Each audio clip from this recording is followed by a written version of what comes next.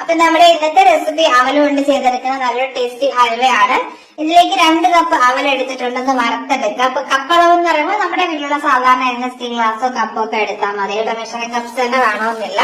അപ്പൊ നിങ്ങൾ ശ്രദ്ധിക്കേണ്ട കാര്യം, ഏത് കപ്പിലാണോ നമ്മൾ അവലെന്ന് മെഷർ ചെയ്തെടുത്തിട്ടുള്ളത് അതേ കപ്പിൽ തന്നെ ബാക്കി കപ്പ് അളവിൽ വരുന്ന ഇൻഗ്രീഡിയൻസ് ഒക്കെ ഒന്ന് മെഷർ ചെയ്തെടുത്തോണ്ട് അപ്പൊ ഇതുപോലെ കൈവച്ച് പൊടിക്കാൻ പറ്റുന്ന രീതിയിലേക്ക് നന്നായിട്ടൊന്ന് വറുത്ത് മാറ്റിയിട്ടുണ്ട്. ഇനി നമ്മൾ സെയിം കപ്പിൽ തന്നെ 1.5 കപ്പ് പൊടിച്ച് ശർക്കരയും കൂടെ 1/2 കപ്പ് വെള്ളവും കൂടെ ഒഴിച്ചിട്ട് ഒന്ന് പാനിയായിട്ട് തിളപ്പിച്ച് മാറ്റിയിട്ടുണ്ട്.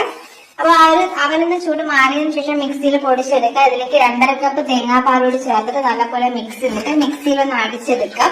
ഇനി ഇതിലേക്ക് 1/2 കപ്പ് വെള്ളം കൂടി ഒഴിച്ചിട്ട് വീണ്ടും ഒന്ന് അടിച്ചെടുക്കുന്നുണ്ട്. പാനിലേക്ക് ഒഴിച്ച് നല്ലപോലെ തിളപ്പിച്ച് കുറുക്കിയെടുക്കാം കേട്ടോ. എന്നിട്ട് ഇതുപോലെ ഒന്ന് തിക്കായി വരുന്ന സമയത്ത് ആ ശർക്കര പാനി ഒഴിച്ചു കൊടുക്കുന്നുണ്ട്. വീണ്ടും നല്ലപോലെ ഒന്ന് തിളപ്പിച്ച് കൊടുക്കാം.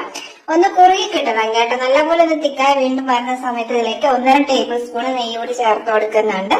വീണ്ടും ഒന്ന് തിക്കാക്കി എടുക്കാം. അപ്പൊ ഇതുപോലെ ചെറുതായിട്ട് പാനിൽ നിന്നൊക്കെ വിട്ട് വരുന്ന സമയത്ത് നമ്മളിതിലേക്ക് ഒരു കാഷ്യൂസും കുറച്ച് വെളുത്ത എള്ളും 1/4 ടീസ്പൂൺ ഏലക്കാപ്പൊടിയും 1 ടേബിൾ സ്പൂൺ നെയ്യും കൂടി കൊടുക്കുന്നുണ്ട്. വീണ്ടും നന്നായിട്ടൊന്ന് ചെയ്തെടുക്കാം. ഇവിടെ ഇതുപോലെ വരുമ്പോ അത്യാവശ്യം നന്നായിട്ട് തന്നെ പാനിൽ നിന്ന് വിട്ട് വരുന്ന സമയത്ത് 1/2 ടേബിൾ സ്പൂൺ നെയ്യ് കൂടി ചേർത്ത് കൊടുക്കുന്നുണ്ട്.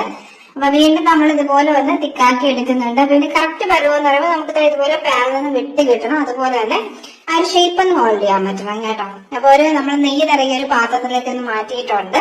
ഒന്ന് പ്രസ് ചെയ്ത് ലെവലിൽ നിന്ന് എടുക്കുക. എന്നിട്ട് ഏറ്റവും കൂടുതൽ 4 മണിക്കൂർ ടൈമെങ്കിലും അടിക്കും കേട്ടോ. നമുക്ക് നല്ലപോലെ ചൂട് മാറി കിട്ടാനായിട്ട്. എന്റെ സമയത്ത് കട്ട് ചെയ്തെടുത്ത് സെർവ് ചെയ്യാം.